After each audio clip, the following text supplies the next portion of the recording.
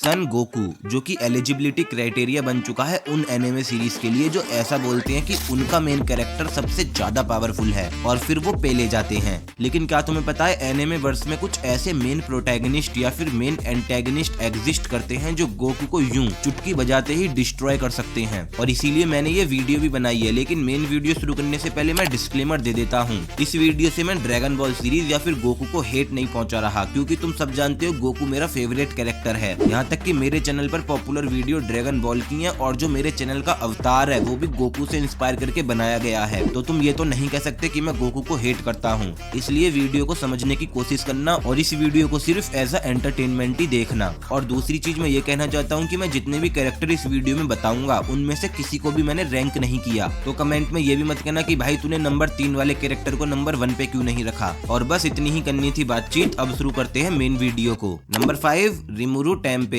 जो लोग इसके बारे में नहीं जानते मैं बता देता हूँ, ये आता है that time I got reincarnate as a slime universe से। और जिन्होंने ये सीरीज देखी है बहुत अच्छी बात है, लेकिन जिन्होंने नहीं देखी उन्हें मैं इसकी पावर के बारे में बता देता हूँ। तो इस सीरीज का जो मेन कैरेक्टर है रिमुरु टेम्पेस्ट, इसके पास बहुत सारी पावर हैं, जैसे कि reality manipulation, space time control, multi dimensional travel. हाँ तुमने सही सुना, ये डायमेंशनल में ट्रेवल भी कर सकता है। और तो और ये बंदा इतना ज्यादा खतरनाक है कि ये किसी की भी एग्जिस्टेंस को ही इरेज कर सकता है। और इसके पास हर चीज की नॉलेज है, नॉर्मल साइंस से लेके ओमनी साइंस तक, जो कि एक अल्टीमेट स्किल बन जाती है जिसके चलते ये किसी के भी अटैक को बड़ी आसानी से एनालाइज करके काउंटर कर सकता है। इसकी दूसरी पावर आती है इमॉर्टेलिटी और रीजनरेशन की। अगर तुम इसका हाथ काटते हो तो ये इंस्टेंटली अपने हाथ को रीजनरेट कर लेगा, वो भी 1 या 2 बार नहीं बल्कि इनफाइनाइट टाइम, जो चीज इसे एक तरीके से इमॉर्टल बना देती है। और सीरीज में हमने एक बार ऐसा भी देखा था कि रिमुरु की पूरी बॉडी डिस्ट्रॉय हो चुकी थी, लेकिन फिर भी वो वापस आ गया। और इसकी तीसरी सबसे खतरनाक एबिलिटी है कि ये डिस्ट्रॉय कर सकता है पूरे यूनिवर्स को।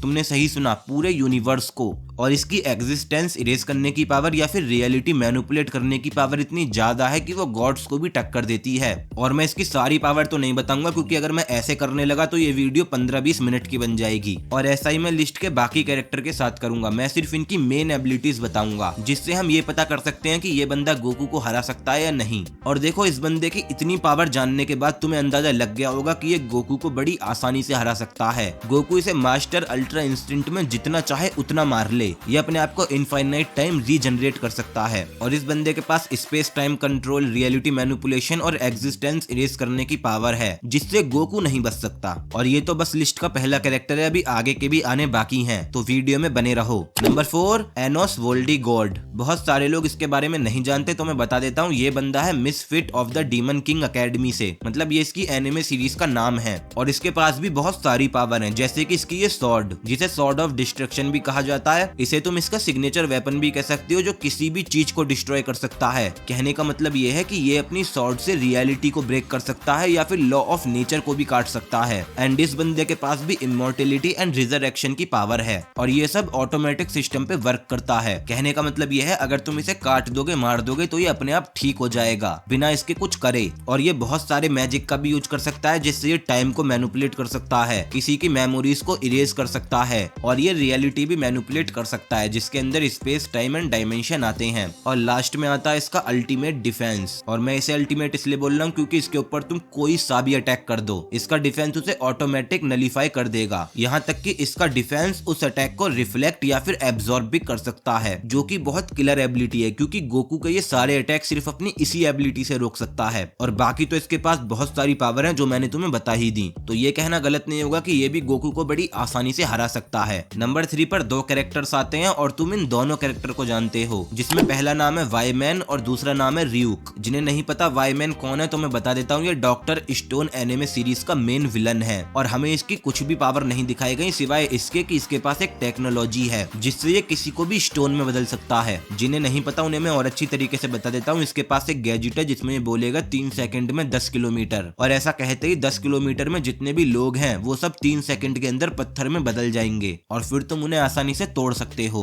लेकिन यहाँ एक कैच भी है, ये टेक्नोलॉजी सिर्फ इंसानों पे वर्क करती है, पर गोकू एक सेयन है तो इसे तुम चाहो तो लिस्ट से हटा भी सकते हो, पर बहुत सारे लोग इसका नाम जोड़ते हैं तो मैंने तुम्हें बता दिया। दूसरा बंदा आता है र्यूक, और तुम लोग इसे तो जानते ही होगे, डेथ नोट सीरीज से है और तुम्हें इसकी पावर के बारे में भी पता होगा। ये किसी का भी नाम देख सकता है, किसी का भी लाइफ स्पैन देख सकता है और फिर उसे अपनी बुक में लिखकर मार सकता है। तो अगर गोकू की इससे फाइट होती है तो ये अपनी बुक में गोकू का नाम लिख के उसे हरा देगा, अगर गोकू को डेथ नोट के बारे में ना पता हो तो, क्योंकि अगर उसे पता होगा तो गोकू इसे पलक झपकते ही लपेट लेगा। इसीलिए नंबर 3 पर ये दोनों नाम ही थोड़े कंट्रोवर्शियल हैं, तो तुम अपने हिसाब से कमेंट में बता देना। अब नंबर 2 पर एक ऐसा कैरेक्टर आता है जिसकी बहुत सारी कमेंट आती है मेरी वीडियो में कि भाई गोकू की इसके साथ बैटल कराओ, जिसका नाम है वैंग लिंग और ये बिलोंग करता है the daily life of immortal king से, जो कि ठीक ठाक एनिमे सीरीज है, तुम देख सकते हो। और अगर इसकी पावर की बात करें तो ये reality manipulation, time manipulation, space manipulation, soul manipulation, हाँ तुमने सही सुना, ये सोल को भी मैनिपुलेट कर सकता है,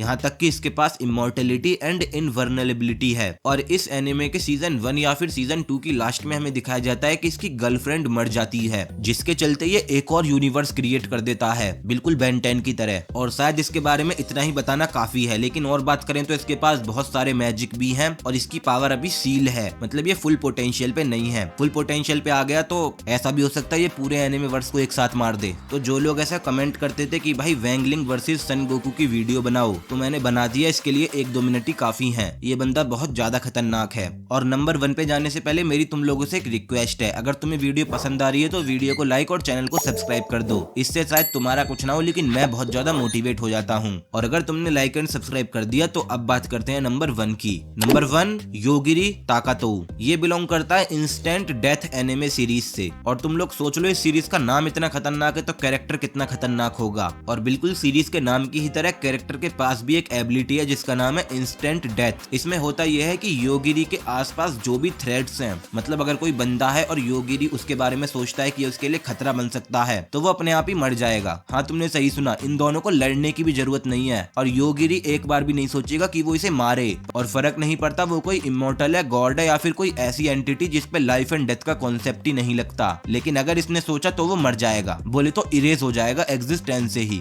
और इसकी बाकी की पावर्स की बात करें तो इस पे कोई अटैक भी नहीं कर सकता, क्योंकि अगर कोई अटैक करेगा तो वो ऑटोमेटिक ही नलीफाई हो जाएगा। तुम समझ रहे हो, मतलब गोकू ने कामेहामे मारा इसके पीछे से, इसे पता नहीं है, लेकिन फिर भी कामेहामेहा इस पे लगेगा नहीं, वो ऑटोमेटिक नलीफाई हो जाएगा। और इस बंदे ने सीरीज में बहुत बड़े बड़े काम कर रखे हैं, जैसे कि अलग अलग डायमेंशन और टाइमलाइन के बंदों को मारना, और इसके ऊपर कोई भी स्पेस टाइम रियलिटी वर्क नहीं करती। और अब तुम्हें पता पड़ गया होगा कि गोकू से स्ट्रॉन्ग कैरेक्टर भी एग्जिस्ट करते हैं एनिमे वर्ल्ड में, इसलिए प्लीज ये मत कहना कि गोकू पूरे एनिमे वर्ल्ड में स्ट्रॉन्ग है, नहीं, वो one of the strongest character है, पर पूरे ओमनीवर्स में नहीं। And as a Dragon Ball hardcore fan मैं तुम लोगों से ये बात कह तो रहा हूँ, पर मैं खुद इस चीज को अप्लाई नहीं करता। मेरे लिए गोकू स्ट्रॉन्ग है, था, रहेगा। लेकिन अगर कोई सामने से आकर मुझसे कहता है कि गोकू से स्ट्रॉन्ग एनिमे यूनिवर्स में कैरेक्टर हैं, तो मैं उससे बहस भी नहीं करता, सिर्फ ये कहता हूँ हाँ भाई होगा। लेकिन क्या तुम्हें पता है एनिमे फैनवर्स में एक ऐसा गोकू भी एग्जिस्ट करता है जिसकी सिर्फ प्रेजेंस से ही ग्रैंड जीनो मर जाते हैं। और अगर तुम्हें इसके बारे में नहीं पता तो तुम मेरी इस वीडियो को देख सकते हो, जिसमें मैंने गोकू की 5 ऐसी ट्रांसफॉर्मेशन के बारे में बताया है जो मास्टर अल्ट्रा इंस्टिंक्ट से ज्यादा स्ट्रॉन्ग है।